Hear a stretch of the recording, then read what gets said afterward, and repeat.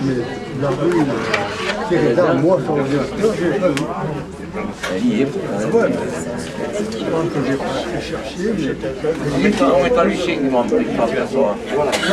Ah oui, président. Non, mais... Voilà, tiens, regarde, c'est bon.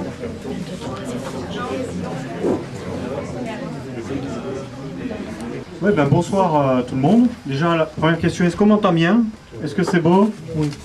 Ok, super. Donc merci, un peu plus fort. Allez, je monte un peu le son. Oui, bien, merci d'être venu. On fait ça le comble pour cette soirée qui est un vernissage de l'exposition sur Missak Manoukian et qui sera suivi donc d'une conférence. Que j'aimerais remercier absolument tout le monde, vous-même qui êtes présents. Merci à tous ceux qui ont participé et qui ont rendu cet événement possible. Donc merci à la NACRE, à l'Amiens, au CRCN, qui ont également prêté une partie des panneaux que vous verrez ce soir. Et nous, nos vies, nos combats au quotidien. Et ça met également en perspective la situation politique en Querte, qui est un quartier qui comporte, où vivent de nombreux étrangers, immigrés ou descendants d'immigrés. Ce n'est pas une approche qui me semble faire honneur à l'engagement concret, historique de ces personnes-là. Il faut vraiment avoir cette idée-là, l'idée de l'engagement, les idées pour lesquelles se battait Missak Manoukian, tous les résistants, français et étrangers, sont éminemment concrètes. Elles s'ancrent dans un contexte historique, politique, dans une réalité qu'on ne peut pas balayer au nom du roman national. On est à une époque où des élus du Rassemblement national peuvent par exemple se rendre à des commémorations de la résistance. Brigitte qui est présente en sait quelque chose. Elle a malheureusement été l'objet d'un dépôt de plainte parce qu'elle a rappelé devant tout le monde la vérité de l'histoire du Front National et du Rassemblement National. C'est un combat politique qui se mène autour de la mémoire de la résistance. Donc je suis vraiment content qu'on puisse discuter de ça ce soir. Et je ne peux pas tenir la parole plus longtemps. Je vais céder la parole à Louis Weiss, qui va nous dire quelques mots au nom de l'ANAC, de l'Amiens et du CRCN. Et ensuite, ce sera au tour de Jean-Marie, qui nous régalera de sa conférence. Alors, nos associations, le CRCN, on m'entend, Centre de ressources sur la construction navale, et l'Amiens, Association de maintien des intérêts des anciens salariés des chantiers navals de la Seine, regroupe des anciens du chantier, des historiens, des Sénois, qui veulent perpétuer le souvenir de cette entreprise qui a si longtemps été le cœur et le poumon de notre ville. Perpétuer sa mémoire technique, industrielle et évidemment sociale. Une entreprise, ce sont des hommes et des femmes qui la font vivre avec leur travail, avec leurs mains, avec leur tête, avec leur histoire et leur lutte. Parmi ces travailleurs, l'un d'entre eux s'appelait Missak Manoukian. Nous célébrons aujourd'hui, à un jour près, le triste anniversaire de son arrestation avec 22 de ses camarades. Dans le procès-verbal de son interrogatoire, il dit « Je suis arrivé en France en 1924 venant de Beyrouth. je me suis rendu à la Seine où j'ai travaillé au chantier naval pendant 1 an environ. François Mauriac, écrivain catholique, a déclaré à la fin de la guerre « Seule la classe ouvrière, dans sa masse, est restée fidèle à la nation profanée ». D'autres rappelleront, et ont déjà rappelé sans doute, l'engagement politique et syndical de Manouchian. En ce qui nous concerne, c'est l'ouvrier qui rentre au Panthéon, le premier et donc le seul qui nous interpelle. Il est pour nous le représentant de tous les salariés des chantiers qui ont pris part à la lutte pour la libération du pays pendant la guerre, et particulièrement après 1942, quand les Allemands ont envahi la zone libre. Salariés dont les actes de sabotage de la production étaient innombrables, ils ont même organisé une grève en mars 1944, avec tous les risques que cela comportait. Rappelons que si le pont des chantiers est encore debout, là, c'est sans doute grâce à l'action de ces ouvriers.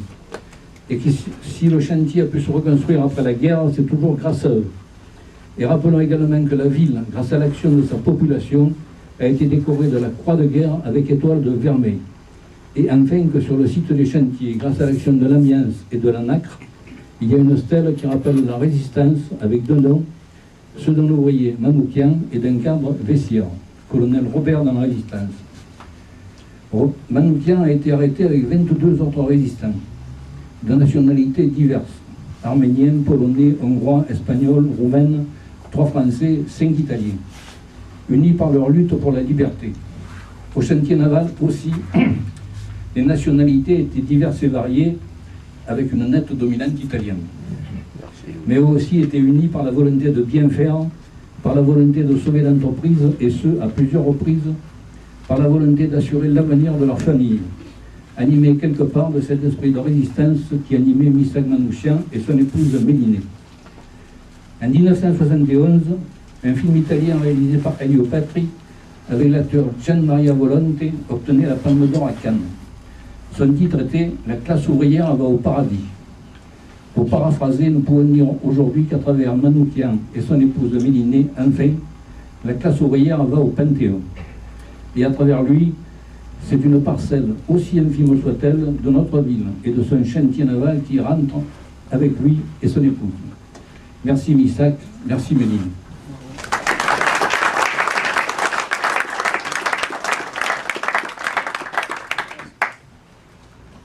Merci de cette invitation. C'est pas sans un peu d'émotion que je regarde les panneaux qui nous entourent et que je vois par exemple le visage de Clèto Desrovert que j'ai connu et que j'ai interviewé avec sa famille. Je préfère en général parler sans micro, mais bon, j'essaierai de ne pas trop bouger. Que j'ai connu, que j'avais interviewé avec d'autres militants de la MOI, puisque la Seine a été l'une des bases de la MOI dans le Var, et plus largement dans la région. Alors moi, je ne vous parlerai pas de Manouchian, parce que je n'ai pas travaillé sur le parcours de Manouchian, donc je ne vous apprendrai rien si je vous parlais de Manouchian. Mais je me suis dit, lorsqu'on m'a proposé d'intervenir, que parler des Arméniens de la région de Toulon et de Marseille, de Toulon et du Var en particulier, c'était peut-être intéressant parce que je ne suis pas sûr que ça soit très connu. Donc c'est ce que je vais évoquer, bien sûr. C'est un travail assez difficile parce que des sources, il n'y en a pas énormément. Hein. Donc on fait ce que font les historiens, les amis historiens qui sont ici le savent. On glane dans les livres, dans les témoignages, dans les documents, dans les sources diverses, des éléments qui permettent petit à petit de bâtir un tableau qui est toujours lacunaire, qui est toujours incomplet, qui est toujours insatisfaisant, mais qui permet de discerner un certain nombre de points importants. Alors, vous avez parlé des conditions de vie de ces travailleurs précaires, comme était Manouchian et comme ont été bien souvent les réfugiés arméniens. J'ai porté, parce que ça mérite d'être lu et connu, ce roman d'un de ces travailleurs immigrés. Lui, c'est un Polonais, qui s'appelle Malaki, mais qui est devenu un écrivain sous le nom de Jean Malaquais, et qui a fait un bouquin absolument, enfin, moi que je trouve extraordinaire, y compris d'un point de vue littéraire, sur ces travailleurs précaires, mal payés, avec ou sans papier. Et ce roman, il a pour cadre le Var. Il a pour cadre une mine qui est probablement la mine des Bormettes, qui était une mine de plomb et de zinc. Et donc c'est un travail tout à fait extraordinaire parce qu'il nous parle de cette situation de ces réfugiés de toutes origines, des Arméniens bien sûr, des Russes blancs, des Polonais comme lui, des Italiens bien sûr, des Espagnols. Donc pour les conditions de vie, je vous y renvoie, parce que je ne pourrais pas mieux dire que ce qu'a écrit Jean Malaquais, qui a eu le prix Rinaudot d'ailleurs en 1939. Ça fait plaisir que cette œuvre ait été saluée. Jean Malaquais, qui ensuite est venu à Marseille et qui a essayé de faire comme beaucoup de ces réfugiés qui se sentaient menacés par l'avance nazie, qui a finalement pu quitter la France grâce à des associations d'assistance aux réfugiés qui leur permettaient de pouvoir quitter la France, ce qui n'était pas simple, surtout dans des cas comme le sien. Donc, les réfugiés arméniens, vous le savez, je ne vous apprends rien, ils sont arrivés après un parcours terrible, puisque c'est un parcours ponctué de massacres, de parents, de frères, d'enfants assassinés en Turquie, chassés donc de l'Asie mineure, repliés la plus souvent en Grèce, et de la Grèce très souvent rapatriés en France, accueillis en France par Marseille. Marseille qui est devenue l'une des et qui reste d'ailleurs aujourd'hui, l'une des bases de cette population d'origine arménienne, mais dans l'entre-deux-guerres, c'était une population qui vivait dans les bidonvilles du début des quartiers nord, du côté d'Arenc, ce qu'on appelait les enclos. Et puis, petit à petit, certains se sont dispersés le long de la vallée du Rhône, Romans, Lyon, Avignon, région parisienne, Lorraine également. Et puis d'autres sont restés à Marseille et ont constitué des quartiers marseillais qui aujourd'hui encore d'ailleurs sont assez typés. Beaumont, Saint-Julien, Saint-Antoine par exemple, ce sont des Saint-Loup également, ce sont des lieux où on a encore une forte population d'origine arménienne. Et certains sont venus dans le Var, bien sûr. Et nous avons dans le Var, en 1939-1940, des groupes d'Arméniens, Toulon, La Seine, bien entendu, Draguignan, Cogolin, Barjol, en particulier. Alors, cette implantation, elle est largement liée au travail du cuir. Barjol, c'est les tanneries. Ils travaillent dans les tanneries de Barjol, ils sont ouvriers tanneurs. Draguignan, Bargemont, Flayos, c'est l'industrie de la chaussure. Parce qu'à cette époque-là, il y a des fabriques de chaussures pour l'armée, les godillots de l'armée, dans de petites usines de cette région dracénoise. Cogolin, c'est l'usine de tapis, justement qu'un réfugié a créé à Cogolin et qui, si je ne me trompe, existe toujours. Donc ils occupent souvent des professions qui sont liées, qui sont cordonniers également, marchands de chaussures ambulants. Et c'est dans cette population-là que la résistance va évidemment recruter des combattants. Alors, dans la plupart du temps, comme ces groupes ne sont pas très nombreux, le recrutement se fait en fonction du noyau de résistance local. Donc on en trouve dans l'armée secrète, par exemple à Toulon, on en a quelques-uns qui, comme les FFI de la région toulonnaise, vont participer à la constitution du maquis de Sioux-Blanc. On a des témoignages là-dessus. On en a d'autres qui intègrent les FTP, pas les FTP moi, mais les FTP, à Cogolin par exemple, on en trouve un certain nombre dans la brigade des morts et dans le groupe FTP de la brigade des morts, que dirigeait Alix Macario, que certains d'entre vous probablement ont connu, dont ils connaissent le nom. le noyau des FTP-MOI, on le trouve à La Seyne et à Draguignan. Alors le point de départ des FTP-MOI, et je me félicite de cette belle exposition que je trouve très aérée, très bien faite, bien informée, utilisant bien les informations historiques. Le point de départ des FTP-MOI, c'est en fait le Parti communiste italien. Le Parti communiste italien, pourquoi? Évidemment, la communauté italienne, c'est la communauté la plus importante dans notre région, mais en même temps, c'est le premier parti étranger à se reconstituer. En 39-40, les liens sont coupés entre le parti français et les partis étrangers, pour diverses raisons. Les étrangers doivent se débrouiller pour reconstituer une organisation clandestine. Le premier à se reconstituer, ce sont donc les Italiens, et notre région est d'autant plus importante que la direction extérieure du PCI, du Parti communiste italien, quitte Paris pour se replier à Marseille. Et là, cette direction va chercher dans les camps d'internement les anciens des brigades internationales pour les faire évader, afin qu'ils reconstituent l'organisation clandestine du PCI.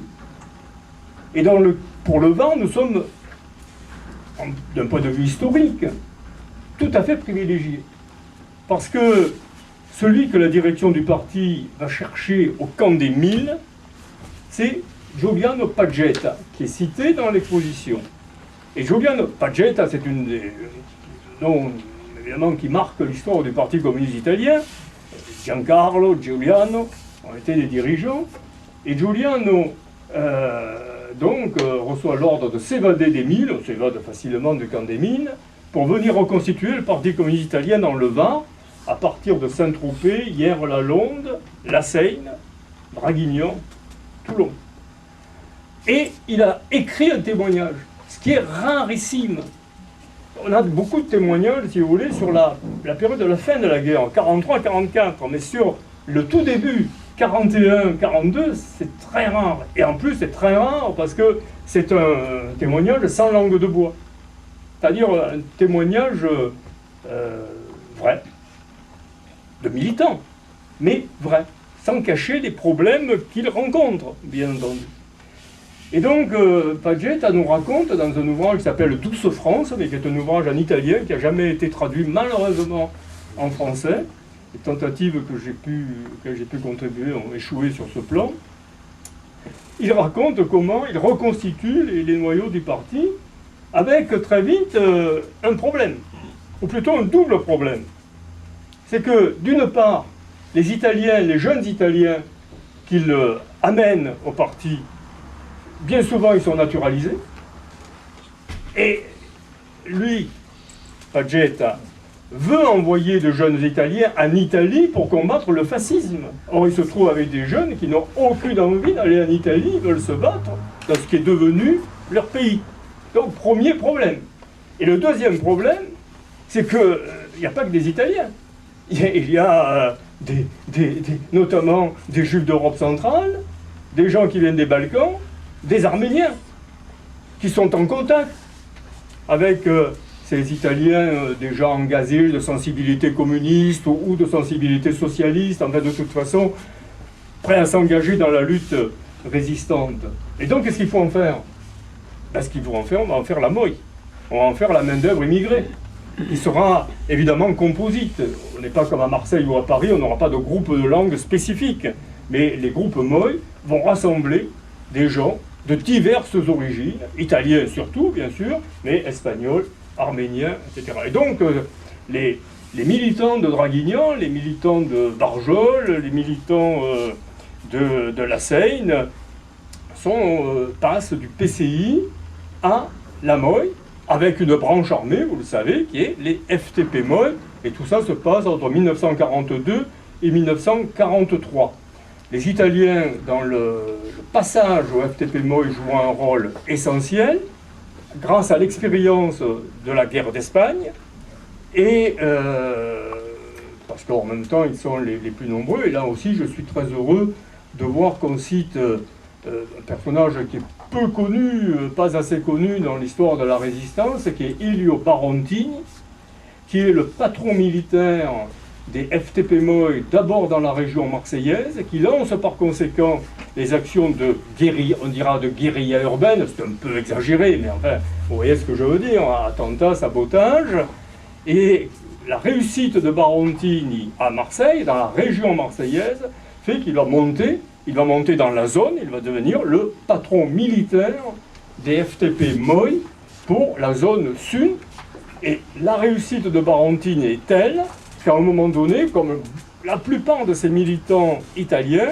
ils vont recevoir l'ordre de passer en Italie pour lancer le même type d'action de guérilla urbaine en Italie, et ce qui fait qu'il devient l'un des chefs des groupes d'action militaire, les GAM, qui sont un peu l'équivalent des FTP en Italie. Donc, nos Arméniens participent à ce type d'action, et je pourrais évidemment donner des noms, je ne vais pas vous accabler de noms, mais on pourra y revenir si ça vous intéresse et avoir un petit peu plus de précision. Donc nous retrouvons ces Arméniens dans les groupes Moy, faisant la propagande, participant aux diverses actions. L'une des particularités de ces groupes Moy, c'est le travail de contact avec les troupes d'occupation. C'est vraiment l'une de leurs caractéristiques. Alors d'abord, les troupes d'occupation sont italiennes, bon, ça, en 1943, jusqu'au 8 septembre 1943, ensuite ce sont des troupes d'occupation allemandes, ou plus exactement, sous uniforme allemand. Car les Allemands manquent de combattants, et par conséquent ont envoyé en France des non-allemands qu'ils ont réquisitionnés dans les territoires qu'ils occupent, mais qu'ils ont aussi recrutés dans les camps de prisonniers de l'armée rouge. L'armée rouge a perdu énormément de combattants. Beaucoup de ces combattants ne sont pas russes, viennent d'Asie, c'est un peu comme en Ukraine aujourd'hui, viennent d'Asie centrale, viennent de la périphérie de l'Union soviétique, ils sont arméniens, géorgiens. Les conditions de vie dans les camps de prisonniers de guerre soviétiques, si vous voulez, de l'armée soviétique, allemande, sont épouvantables, à peu près équivalentes aux camps de concentration. Et donc, une partie de ces soldats, pour se sortir de cette galère, peut-être également travaillé par un sentiment patriotique arménien, géorgien ou autre, accepte de servir dans ce qu'on va appeler l'armée Vlasov, mais c'est un nom absolument générique, c'est-à-dire dans des unités de l'armée allemande, que les Allemands envoient en particulier, pas uniquement, mais en particulier en France. Et donc nous avons des régiments qui arrivent en novembre 1943 dans le Var, 3 régiments, principalement.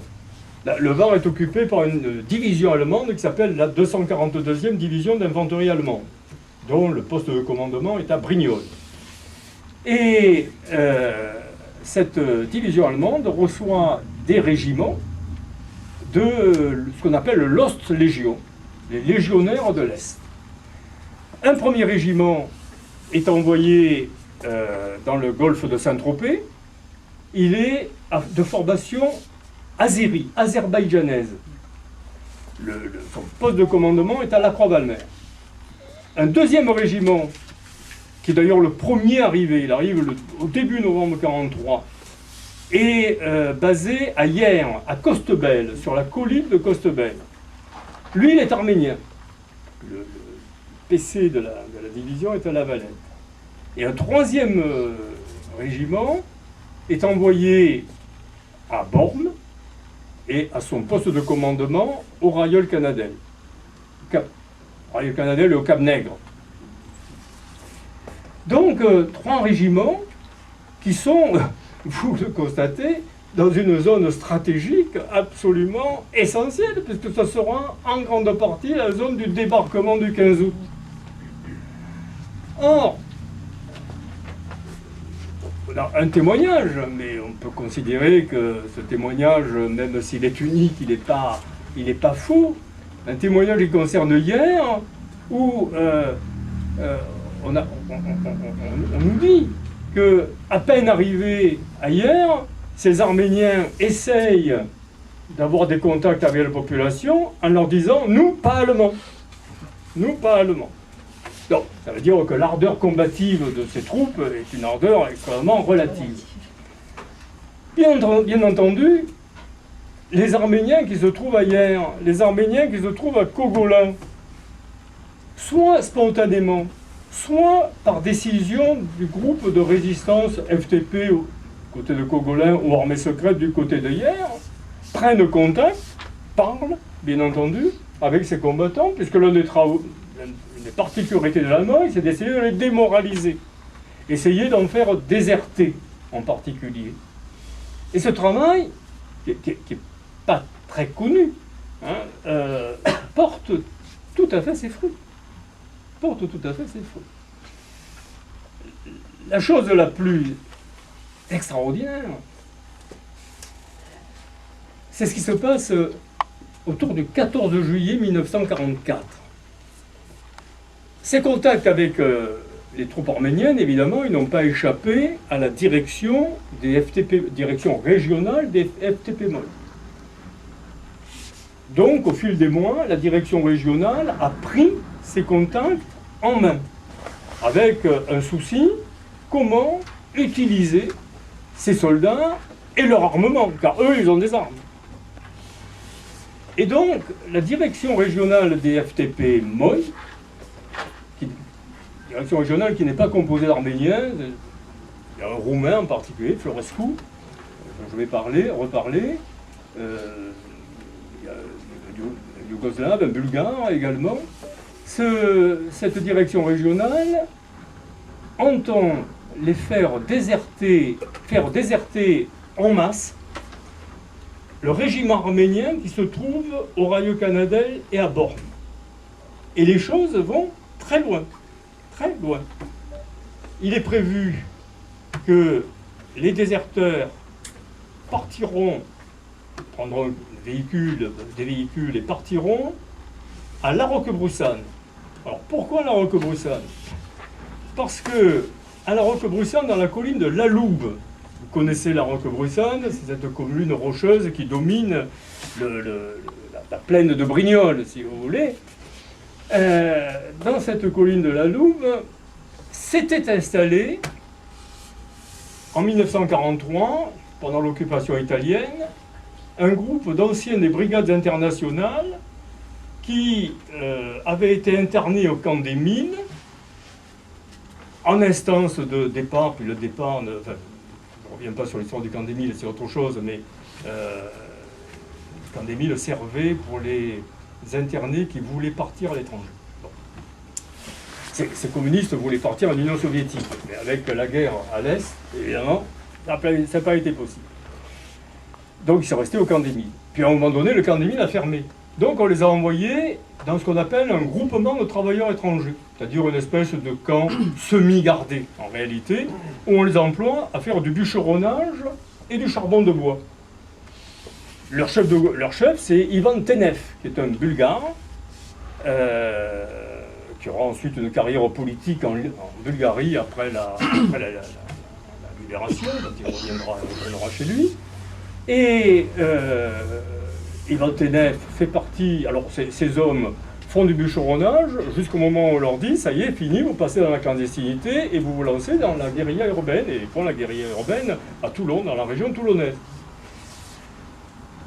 Et en juillet, par conséquent, la direction régionale des FTP-MOI a décidé de faire déserter les Arméniens de Borne et du Rayol, et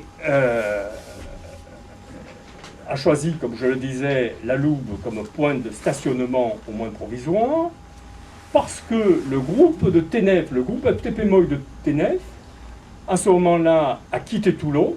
Toulon est une ville, vous le savez, saccagée par le bombardement, qui a perdu les 2/3 de sa population, où les conditions de sécurité sont évidemment extrêmement difficiles, Donc, ils ont reçu l'ordre de se replier dans l'arrière-pays. Et lorsqu'on a demandé à Ténef où il voulait aller, ben, il a dit « Je retourne à Roquebrune, je connais, j'ai des contacts. » Donc, on a à la Roquebrune, en juillet 1944, un maquis qui est un maquis FTP Moy. Ce maquis FTP Moy doit recevoir les déserteurs arméniens qui ensuite doivent partir dans les Basses-Alpes, parce que les Basses-Alpes, c'est véritablement le bastion maquisard, et le bastion maquisard des FTP en particulier. L'affaire va très loin, puisque Florescu, chef régional FTP Moy, commandant militaire, se trouve à la Roquebrune le 13 juillet en attente des Arméniens qui doivent arriver. Il n'est pas seul, il est accompagné par une agent de liaison qui s'appelle Hélène Taïch, que j'ai connue, qui m'a donné son témoignage, donc précieux. Donc l'affaire va très très loin. Et puis elle ne se réalise pas. Elle ne se réalise pas et on ne sait pas pourquoi. Ah, c'est là où l'historien reste sur sa fin. Est-ce que les gaz se sont dégonflés? Possible. Est-ce que l'affaire a été éventée? C'est ce que semble dire un témoignage. Mais comme il n'est pas corroboré, comme il n'est pas prouvé, je suis prudent. Est-ce qu'elle a été éventée? Il y a eu des arrestations? C'est possible. Je n'en sais rien. En tout cas, ça ne se fait pas. Ce que je constate en tout cas, c'est qu'une partie de ces Arméniens, un groupe d'une cinquantaine d'Arméniens, sont déplacés de Bormes pour être envoyés à Fox-en-Fou, pas loin de Barjol. On a un témoignage. Il est d'ailleurs cité dans l'un des panneaux. Gars qui est resté en France après-guerre et qui a témoigné. Et qui dit, mais nous, on ne savait absolument pas où on allait. Évidemment, Fox-en-Fou, vous comprenez bien, pour des Arméniens, vous voyez à peu près ce que ça pouvait représenter. Et il raconte, un jour, il y a un gars qui s'est accroché à la ridelle de notre camionnette et qui nous a parlé arménien. Formidable, vous imaginez un peu la joie de ces gars, dans ce coin paumé du Haut-Vent, un gars qui parle arménien. Ben oui, un ouvrier des tanneries de Barjol, qui n'a pas fait ça spontanément, bien sûr, qui était un membre du groupe FTP de Barjol. Et c'est comme ça que donc, un contact est établi avec ce groupe de Fox-en-Fou. Et le moment venu, ce groupe de Fox-en-Fou liquide les cadres allemands qui le dirigeaient et rejoint les FTP de Barjol et participe à la libération de Barjol, libération qui n'est pas une libération d'opérette, puisque une colonne allemande se repliant de la zone de débarquement et passe par Barjol et Barrage est bloquée en partie par le groupe de résistance et surtout par ces Arméniens qui avaient des mitrailleuses et un petit peu d'armement lourd. Alors, les Allemands sont trop nombreux, ils sont obligés de se replier. Les Arméniens perdent un homme dans le combat. Le nom figure sur le monument aux morts de Barjol, bien entendu. Et la libération de Barjol se fait par conséquent entre le 19 et le 21 août. C'est le moment de ce combat. Et la libération est définitive lorsque les Américains arrivent à la poursuite des Allemands, bien entendu. Et donc un épisode tout à fait important. La pointe des Arméniens pour la libération du secteur de Barjol-Barak a été tout à fait essentielle. Mais c'est pas tout. C'est pas tout. La résistance locale, comme je l'ai dit, hier, elle a pris contact avec le régiment d'Arméniens de hier. Ce régiment arménien de hier est commandé par un lieutenant qui mérite que l'on se souvienne de son nom, qui s'appelle Souren Mardirossian, qui, à la veille du débarquement du 15 août, lorsqu'on sait que l'affaire est très très proche, définit un plan d'action avec la résistance de hier, et le plan d'action est déclenché le 16 août. Le 16 août, ce plan d'action, c'est tout simplement que les Arméniens de Costebelle sabotent une dizaine de pièces d'artillerie, puisque ce sont des unités qui ont de l'artillerie, évidemment, de défense côtière. Souren Mardirossian paye cet acte de sa vie. Les Allemands évidemment se sont aperçus, parce qu'en même temps que les Arméniens ont saboté les pièces d'artillerie, ils ont trucidé 4 cadres allemands dont on a retrouvé les corps près du cimetière de hier. La réaction allemande, ça a été assez vif. 120 otages pris hier, mais surtout, mardi-rossiens arrêtés, probablement torturés, on parle de mains coupées, possible, et fusillés avec 4 autres de ses camarades. 5 officiers, sous-officiers arméniens fusillés à hier. Le reste de l'unité arménienne est désarmée, c'est-à-dire que les Allemands lèvent les armes lourdes, ne leur laissent que des armes légères. Ceci étant, ces Arméniens vont combattre aux côtés de la résistance hiéroise pour la libération du territoire. Et mieux encore, à Karkeran. À Karkeran, où on a aussi une partie de ces éléments arméniens, la résistance locale, par les mêmes voies, a pris contact avec ces Arméniens qui, le moment venu, c'est-à-dire le 21 août, liquident leur cadre, tirent avec leur batterie, c'est la batterie de Bellevue, une quarantaine d'Arméniens qui tirent sur la Colle Noire, il y a des éléments allemands, et on a là 2 jours de combat où les Arméniens des batteries se battent aux côtés des FFI contre les Allemands qui se replient ou qui sont retranchés dans les batteries tout autour de Karkeran.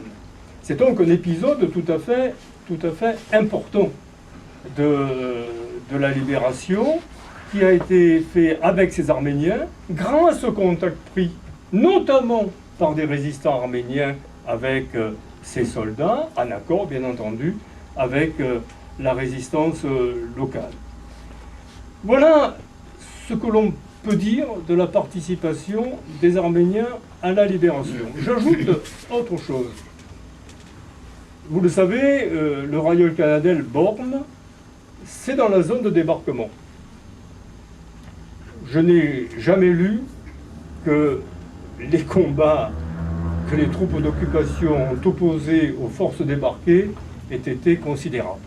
Ce qui veut dire qu'une partie de ces Arméniens n'ont pas combattu contre les forces débarquées. Voilà, écoutez, voilà très rapidement ce que je voulais vous dire sur la participation arménienne. Je peux vous donner évidemment davantage de détails. Ce que je veux dire pour terminer vraiment, c'est que pour des raisons diverses, effectivement, le rôle des étrangers en général, des Arméniens, mais des étrangers en général dans la résistance, a été, je ne dis pas oublié ou occulté, ça c'est excessif, mais disons, a été un petit peu laissé de côté. Pour diverses raisons. Parce que beaucoup de ces combattants sont repartis chez eux à la libération. Parce que beaucoup militants avec le Parti communiste est présenté comme le parti de l'étranger, il a fallu donner une image, évidemment, différente, et que parfois on a repris, on a nationalisé, francisé en quelque sorte, des actions faites, c'est évident. Ceci dit, le rôle de ces combattants n'a jamais été oublié. J'en veux pour preuve, je n'ai pas l'original malheureusement, cette affiche qui est apposée dans la région marseillaise en 1945, les immigrés morts pour la libération de la France, dans laquelle il y a des Varois d'ailleurs, notamment un jeune Varois au centre qui s'appelle Jean Carrara. Pourquoi à ce moment-là le Parti communiste fait-il une affiche pour dire attention, les immigrés aussi se sont battus pour la libération de la France? C'est parce qu'il y a une vague de xénophobie, notamment de xénophobie légitime, hein, tout à fait explicable, anti-italienne, tout à fait explicable parce que tous les étrangers, tous les immigrés n'ont pas été des résistants. On le sait à la Seine. Le noyau fasciste était tout à fait important. La délation a été tout à fait importante. L'un des premiers fusillés par la Cour de justice du Var est un militant du PPF d'origine arménienne, de Fréjus. Mais il y a cette vague de xénophobie, et pour combattre cette vague de xénophobie, on a éprouvé le besoin nécessaire de dire attention, ne confondons pas tout. ne confondons pas tout. Tous les étrangers n'ont pas collaboré, tous les étrangers ne sont pas des traîtres, beaucoup, certains, beaucoup, ont combattu pour notre pays. Par la suite, à diverses reprises, ce rôle a été également rappelé, mais c'est vrai que c'est à partir des années 1980, avec un certain nombre de polémiques d'ailleurs sur la mémoire de cette résistance étrangère, que l'on s'est vraiment, alors, du côté historique, c'est clair, intéressé à cet épisode. Je vous remercie.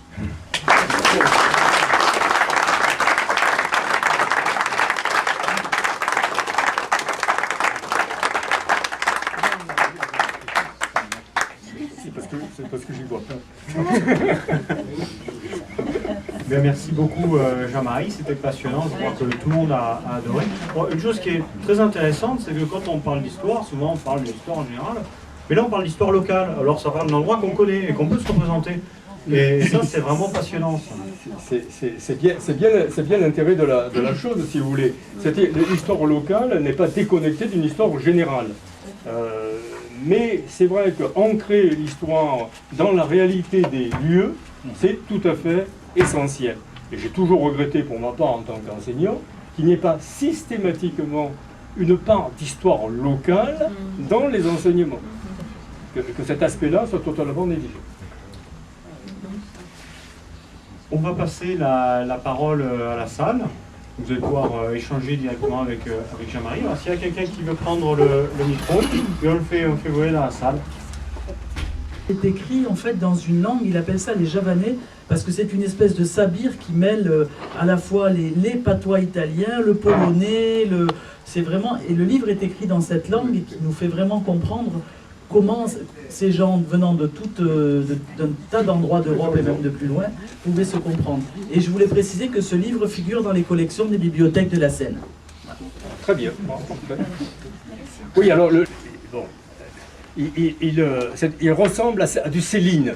C'est pas une référence extraordinaire quand on parle de référence de Céline, de résistance, mais bon, le style c'est un peu ça, c'est vrai. Ça peut un peu dérouter, mais c'est passionnant. Merci Jean-Marie et à tous. Et les femmes.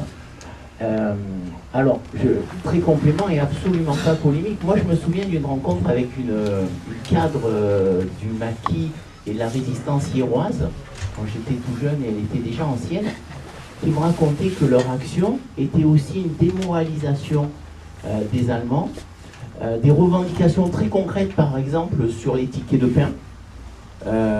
Aller manifester devant les boulangeries, devant les préfectures, devant les mairies pour demander des tickets de pain, parce que ce pain qui n'allait pas aux Allemands n'allait pas à Stalingrad. Et ça affaiblissait l'armée allemande. Donc est-ce que dans tes recherches, tu as eu des éléments où les femmes interviennent peut-être de manière complémentaire à ces actes de bravoure très masculins finalement dans l'imaginaire alors c'est toujours une question, c'est toujours une question pas délicate, mais la résistance, c'est d'abord de l'action militaire et de l'action politique. Et à l'époque, malheureusement, aujourd'hui, ça n'a pas tout à fait disparu. Le politique, et surtout le militaire, sont des domaines masculins. Ce que je dis là, c'est pas du tout pour dire que les femmes n'ont rien fait, mais c'est que les femmes, elles sont toujours présentes, mais en retraite, en appoint du mari, en appoint du frère, en appoint de la famille. Elles sont agents de liaison, elles font l'hébergement, elles font les soins. Et donc, forcément, elles n'apparaissent pas de la même façon. Et en particulier, dans le cas de la résistance étrangère, j'ai cité un nom, Hélène Teich, mais je pourrais en citer d'autres, mais ce rôle est effectivement un rôle d'appoint en particulier, donc un rôle peu visible. C'est la raison pour laquelle, moi qui ne suis pas un historien du genre, vous savez, en histoire, il y a l'histoire du genre, bon, toujours été un peu critique, j'ai sur ce plan-là fait une histoire genrée. je veux dire, je me suis posé la question, mais comment faire sortir les femmes de cette position subalterne, en quelque sorte, annexe de la résistance masculine. Et ce que tu as dit est très juste. Le domaine où elles sont autonomes, ce sont les manifestations de ménagères. Et là, moi, je me suis beaucoup intéressé aux manifestations de ménagères. J'ai fait plusieurs articles là-dessus. Je participe à une exposition qui va... Je participe au catalogue d'une exposition qui va avoir lieu à Paris l'année prochaine. Et on n'a pas été très nombreux à s'en occuper, hein, je vais vous dire. Alors pourquoi moi je m'y suis intéressé? Parce que le département du Var est un des départements où il y a le plus de manifestations de ménagères. Alors, la raison, elle est très simple, il n'y a rien à bouffer. Il n'y a rien à bouffer. Donc, la manifestation de ménagères, au départ, elles sont spontanées. Elles sont spontanées. Ça ne veut pas dire qu'il n'y ait pas des militantes ou des femmes de militants, mais elles ne sont pas organisées. Simplement, les femmes arrivent un matin, il n'y a rien à manger. Et notamment, l'hiver, enfin à la fin de l'hiver, dans ce qu'on appelle les périodes de soudure, c'est extrêmement net. Et donc, spontanément, on manifeste. On va manifester devant la mairie, on va manifester devant la sous-préfecture à Toulon, parce que Toulon est sous-préfecture, ou devant la préfecture. Et on a dans le Var, en 1942, avant l'occupation, dans l'hiver 42, plus d'une quarantaine de manifestations de ménagères. Alors, c'est un département où on en compte le plus, parce que probablement, les petits copains ailleurs, ils n'ont pas fait le travail que j'ai fait. Hein. Je ne dis pas ça pour me flatter, mais je suis persuadé, c'est pas pour dire on n'est pas meilleur qu'ailleurs hein, dans le Var. Mais si simplement on faisait le boulot comme il faut, peut-être qu'on en trouverait davantage ailleurs. Quoi qu'il en soit, ça fait des milliers de manifestations de ménagères en France, malgré tout. Malgré tout. Ces manifestations de ménagères qui sont spontanées en 1942, donc c'est un mouvement autonome des femmes, parce qu'il n'y a pas d'hommes là-dedans. Il n'y a pas d'hommes. Hein. Elles sont, bien sûr, intégrées dans cette résistance qui se construit petit à petit entre 1943 et 1944. À ce moment-là, les manifestations de ménagères sont davantage organisées par les organisations de résistance, et notamment par le Parti communiste clandestin, ou la CGT clandestine, c'est évident. Mais là, moi ce qui m'a intéressé, c'est que là, nous avons, à travers ces manifestations, l'expression d'une action, en quelque sorte, autonome des femmes qui mettaient en lumière leur autonomie par rapport à la résistance masculine. Et alors, évidemment, dans ces manifestations, on a des Françaises et on a des femmes d'origine étrangère. Et bien entendu, comme toujours, lorsque les autorités veulent réprimer, on dit mais c'est la faute aux étrangères. C'est la faute voilà, forcément. Et donc lorsqu'il n'y a pas beaucoup de mesures de rétorsion, hein, mais lorsqu'il y a quelques mesures de rétorsion, qui peuvent être des PV ou parfois au maximum, ça arrive hier en particulier, où il y a eu de très grosses manifestations, c'est un internement de courte durée. Évidemment, c'est des militantes étrangères qu'on vise, systématiquement. Voilà. J'aimerais aussi juste dire une petite chose sur les femmes. C'est pour ça qu'il nous a semblé important, dans la conception de l'exposition du parti, de faire un panneau dédié à Mélinée Manoukian, donc la compagne de Stanislas Manoukian, qui a elle aussi eu un rôle, et comme l'a dit Jean-Marie, de liaison, de soins, etc., d'hébergement, et qui a également œuvré à récupérer et à rassembler les archives du groupe Manoukian et à les conserver. Donc une partie de la mémoire qui nous vient, c'est aussi elle, donc qui évidemment l'a vécu et a pu témoigner, et a également pu récupérer un certain nombre de traces écrites. Bien sûr. Et alors le cas de Mélinée est intéressant aussi pour une autre raison. Je ne l'ai pas étudié, donc je ne dirai pas grand-chose, mais bien évident qu'on se pose toujours la question de savoir ce que sont devenus ces Arméniens, du moins les Arméniens qui sont retournés en Union soviétique. Et on sait que pour eux, les choses n'ont pas été simples. Et le cas de Mélinée le montre bien, hein, puisqu'il a été très difficile pour elle de pouvoir revenir en France uniquement dans les années 60, si je me rappelle bien. Alors ceci étant, j'ai trouvé un témoignage d'un Arménien. Alors je ne sais pas ce qui lui est arrivé, mais en tout cas, il écrivait d'Erivan peut-être à l'ANAC du Var, je sais plus, ça de mémoire je me souviens plus, pour dire mais j'ai été soldat arménien dans le Var, j'ai participé aux événements que je vous raconte du côté de Borne. Voilà, j'avais trouvé quand même un dont on est sûr qu'il n'a pas fini encore.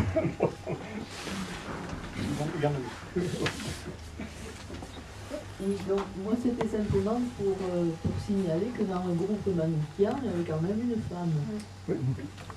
Oui, mais une. Qui a été décapitée, Seule, ils n'ont pas et fusillé. elle est arrivée vraiment, Oui. elle a été guillotinée en Allemagne. Ah oui, ça c'était le sort qui leur a été réservé. Oui, bien sûr. Un petit fusil. Non, mais il y a des cas. Gilles Perrault a fait, l'écrivain Gilles Perrault a fait un bouquin de témoignages sur le travail allemand, ce qu'on appelle le travail allemand, c'est-à-dire ce que je vous disais, l'action de démoralisation des troupes d'occupation. Et cette action, c'est souvent les femmes, les jeunes femmes, évidemment pour des raisons évidentes, qui étaient chargées de prendre contact avec les soldats allemands, et certaines l'ont payé extrêmement cher. Extrêmement.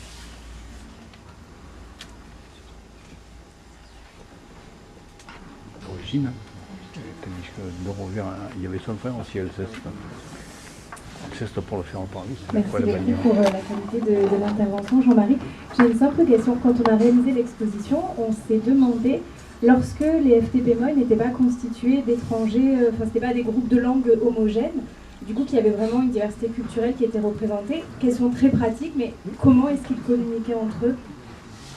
C'est vraiment une question ultra pratique. D'ailleurs, Antonio Sadi, il y a également des Français dans la FTP-MOI. Oui. Dans le maquis de la Roque-Brussagne, dont j'ai parlé, dont les chefs étaient, le chef militaire en tout cas était bulgare, dont le chef politique, c'est Chaponny qui est cité dans les affiches, lui doit être polonais. Il y avait également des Français de la région de la Seine-Hollywood. Alors comment on communiquait? Très bonne question, je pense que c'était un sabir français, quoi. Voilà, il n'y avait pas de langue, c'était un français plus ou moins bien maîtrisé qui servait à communiquer. Mais c'est une bonne question et je reste tout bête parce que j'aurais dû me la poser. J'ai pas pensé, pour moi ça me paraissait évident, mais non. La question de la communication se pose. Alors pour les soldats, évidemment, ce sont les Arméniens réfugiés ici qui servaient d'intermédiaires, ça c'est évident. Pour les autres, mais ça devait être rigolo d'ailleurs de vous entendre parler. Alors, dans le cas de Tenev, Ivan Tenev, donc, qui était instituteur en Bulgarie, militant du Parti communiste, brigade internationale, repris des brigades internationales interné en France, puis il demande à partir à l'Union soviétique, donc il est envoyé au camp d'Émile, arrive à la guerre germano-soviétique, bon, il reste coincé au camp d'Émile, il ne peut pas partir à l'Union soviétique, et là il fait la connaissance d'une jeune femme au Mille, dans le village des Milles, où est située la tuilerie des Milles, et qui va devenir sa femme. Donc vous voyez, il y a d'autres moyens d'acquérir la langue française. Ils sont des moyens, disons, classiques quand on jeune gens.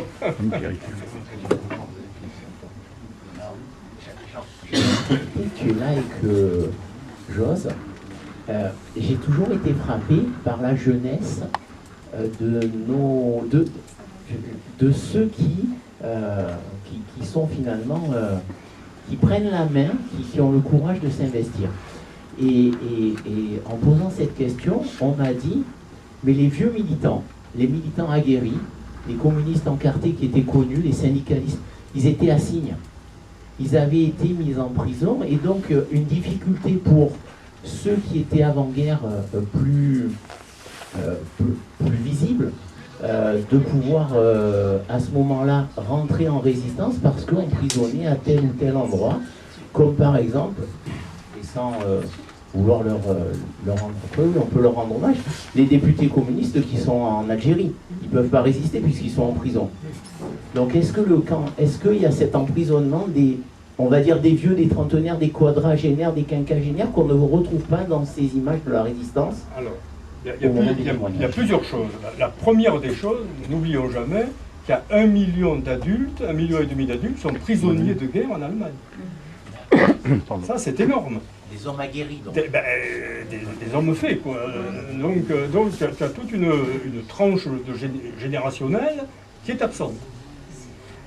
Ça, c'est une part. D'autre part, effectivement, dans le cas des militants communistes, un certain nombre sont internés. Alors là, tu évoques le camp de Chibron à Signes.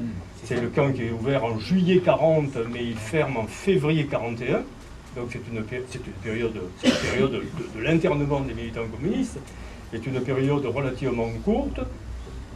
Une partie d'entre eux est envoyée à Saint-Sulpice-à-la-Pointe, qui est le grand camp d'internement des communistes en zone sud, mais ils sont progressivement libérés.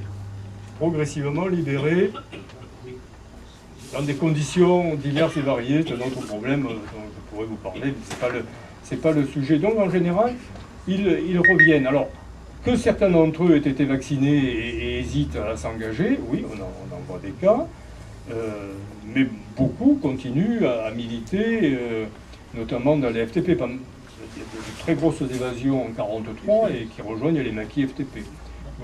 Mais je crois que le fait essentiel, c'est la masse d'hommes, d'adultes prisonniers en Allemagne.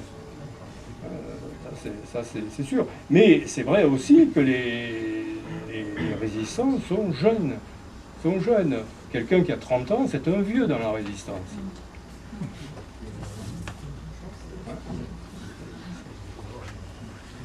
En complément de cette information, dans la zone occupée, il y a une vague d'arrestations à partir de juin 1941 de l'opération Barbarossa. 2 militants, communistes et syndicalistes, dans différents endroits, internés à Baume-la-Hollande, et qui se retrouvent tous à Compiègne, et qui partent le 6 juillet 1942 dans le seul convoi de déportés uniquement politiques, et qui arrivent à Auschwitz, et qu'on appelle les 45 000, puisqu'ils seront tous matriculés, 45 000 et autres. Donc c'était 1300 personnes, seulement une centaine reviendront. Donc c'était des cadres, c'était des gens connus pour leur engagement politique et leur activité, et c'est beaucoup d'élus. Oui, mais alors 2 remarques à ce point. D'ailleurs, beaucoup ont été arrêtés par suite, disons, de consignes imprudentes qui avaient fait en sorte qu'ils se démasquent avant juillet 41. Ça, c'est un point.